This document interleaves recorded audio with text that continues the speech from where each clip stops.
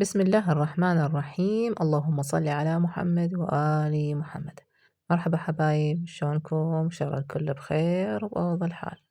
أحلى ما نبدي الفيديو بالصلاة على محمد وآل محمد. اللهم صل على محمد وآل محمد. ورجعنا بفيديو جديد وروتين جديد، إن شاء الله يعجبكم وتستمتعون به. واليوم طبعا الفطور مالتنا مثل ما شفتوا، هنا جايبين سمك. هنا لقيت خالتي مقصصته ومنظفته. وهنا جيت أول شي طبخت المرقة. هنا راح أسوي وياه مرق فاصوليا وتمن. وهنا أنا طبعا بديت أحمس البصل ويا اللحم، كنت سالقته. وهاي هنا الفاصوليا أنا مجمدتها كلش فادتني. أطلع على السريع بس أسلق اللحم وأحمس وياه شوية بصل وثوم، وأحمس المعجون وأضيف عليه المي كمية مناسبة، وآخر شي أضيف الفاصوليا وأغطيها وأخليها على راحتها. طبعا هنا أنا منقعة تمن عنبر، هماته سويته بزل. هنا أنا بزلته وحمست بصل وشوية بهارات صفرة. هنا حبيته يكون أصفر التمن، وبعدين هدرته على نار كلش ناصية لأن يعني بعد وقت الفطور، فخليته يتهدر على راحته. وطبعا ريحته كلش حلوة تمن العنبر، وطيب يصير ويا المطبق السمك، يعني أطيب من التمن الحبة الطويلة.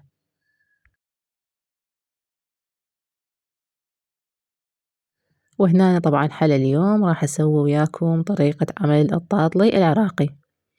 هنا أول شي نخلي جدرية على النار أو طاوة أو أي شي عندكم. نخلي ملعقتين من الشكر أو السكر، نكرملهم لحد ما يصير لونهم ذهبي. بعدها راح نضيف قلاصين من المي، أكيد راح شوية يجمد عندنا السكر الكرملناه، بس كلش عادي. بعد ما يفور الماي وياه راح ينحل ويعني تروح التكتلات. هنا راح أضيف ملعقتين من الزيت وأم أخليه يفور وياه سوية. هنا أنا بعد ما يفور بهذا الشكل، هنا أنا كل المواد يعني ماعت. هنا راح أضيف قلاصين إلا ربع من الطحين، قلاصين إلا ربع. هاي المقادير المضبوطة. وبعدها نحرك بيه هذا الشكل.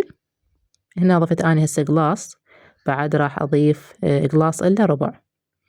ليش قلاص إلا ربع؟ لأن يعني الربع اللي راح يبقى راح نضيف بيه النشا، 3 ملاعق من النشا، يعني تقريب يصير قلاصين كاملات. يعني قلاصين إلا ربع طحين وربع من قلاص من النشا، يعني تقريب 3 ملاعق من النشا. نظل نحرك بيهن كلش عادي. هنا طفيت النار، من تضيفون المواد طفون النار وتحركون على راحتكم. نظل نحرك بيها بهذا الشكل لحد ما تتجانس المواد وتروح كل التكتلات. طبعا العجينة لازم تكون ناعمة وطرية. هسه هنا طبعا راح أخليها على راحتها، على كيف يعني أشتغل بيها لحد ما تصير طرية. هنا شوية بللت إيدي لأن هي حارة، وحتى أعجنها عجن زين. طريقتها كلش سهلة وحلوة وبنفس الوقت ممتعة. هنا طبعا شوفوا هاي العجينة كل التكتلات راحت، يعني تصير عجينة طرية وهشة. شوف هذا الشكل هيك، يعني بللت إيدي كلش قليل وعجنتها لأن حارة. هسه بعدها راح نشكلها. هنا عندي طبعا فورمة بهذا الشكل.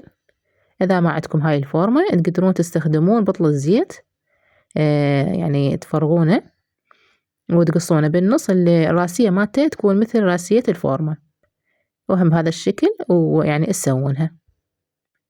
أنا ما كان عندي بطل زيت فارغ حتى يعني أراويكم، بس انتوا تقدرون تجربونها. أو عندكم هاي ب1000 دينار يبيعوها بالولاية. ونشكل العجينة كلها بهذا الشكل. تقدرون تسوونها على شكل يعني بعد أكبر، طولاني بكيفكم. أنا حبيت أسويها بهذا الشكل صغار حتى يعني يصير لقيمات. وأسوي كل الكمية بهذا الشكل وبعدين نقليها. طبعا الشيرة لازم مسوينها انتو قبل، يعني حتى إذا من الصبح أو من الظهر، المهم يعني قبل لا تشتغلون حتى تبرد. لأن الشيرة إذا حارة راح تخرب عندكم الحلال. ليش؟ لأن يكون الطاطلي حار والشيرة حارة، من تضيفونها البطن مالتها راح تعجن وما راح تطلع عندكم يعني مقرمشة. هسه هنا عندي الزيت حار، بعد ما يعني يحمى أنص النار، يعني أخليها متوسطة، وهسه أضيف الكمية وأخليها لحد ما ياخذ اللون الذهبي، بعدين أقلبها ونخليها بالشيرة. قلت لكم الشيرة لازم تكون باردة. أنا عندي شيرة مسويتها من قبل، بس خليتها شوية يعني طلعتها من الثلاجة، خليتها شوية تحتر يعني حرارة الغرفة، وبعدين خليت فيها الطاولة. ومقادير الشيرة: قلاصين من الشكر أو السكر، وقلاص واحد من المي، وعصرة ليمونة أو لمندوزي، نص خاشوقة من اللمندوزي مال الشاي، أو عصرة ليمون. وبعدها نخليها 5 دقايق على النار العالية و5 دقايق على النار الناصية، يعني بعدين نص النار. وهنا بعد ما طلعتها وأخذت هذا اللون الذهبي، هسه هنا خليتها بالشيرة شوية هيك أحركها بالشيرة وبعدها أطلعها. أهم شي الشيرة تكون باردة، يعني مو باردة كلش من الثلاجة، تكون بدرجة حرارة المطبخ أو الغرفة. وهسه راح تصير عندكم مقرمشة بهذا الشكل. تقدرون تخلون هيل أو فانيلا حتى يعطيها طعم ونكهة طيبة. جربوها كلش سهلة وشغلها ممتع.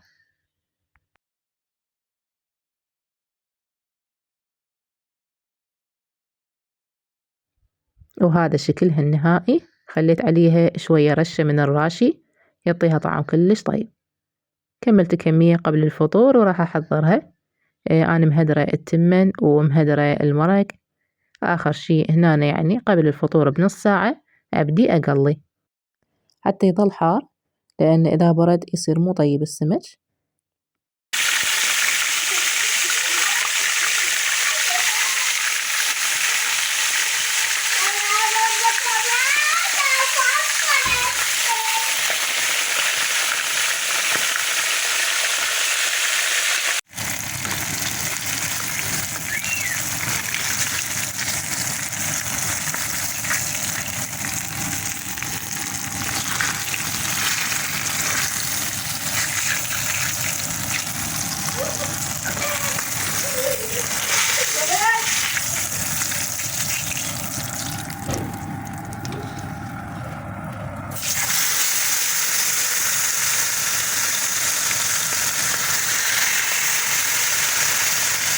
وهنا أنا وأقلي، هنا أنا سويت عصير، هنا من زمان يعني مسويته ومنقعته، بس هسه هنا راح أضيف عليه الشكر وراح أضيف عليه المي.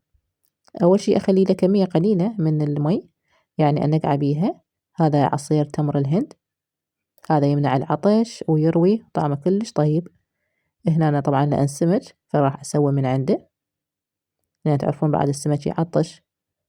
هنا أنا ضفت له كمية من المي وضفت له كمية من الشكر، خليته متوسط يعني مو حلو كلش ولا يعني حامض.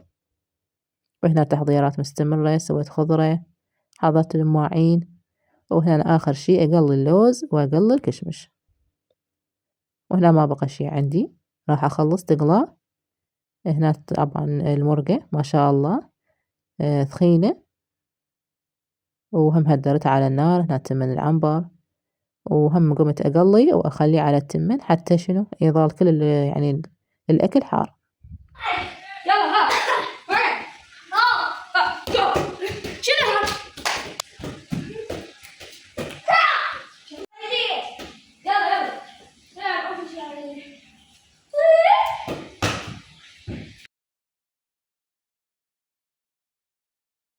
طبعا هنا الجهال طلعوا برا حتى يلعبون على ما يصير وقت الأذان. وهاي الفترة جايين نفرش برا يعني بالطارمة، الجو كلش حلو. قمنا يعني نفرش برا ونفطر. وهنا أنا حضرت التمر، هذا التمر هم مجهزته وخليت له سمسم ويعني مفلسته، مسويته كور وخالته بالعلبة. هنا وقت الفطور أطلع من عنده كمية وأرش عليه الراشي. وهنا طبعا صبيت. وصلنا لنهاية الفيديو. هنا صاير تصوير بالطول، لأن هاي وقت الفطور يصير الاستعجال، بعد حتى التصوير يطلع مو عدل. وهذا الفطور مالتنا، وسهمكم ألف ألف عافية.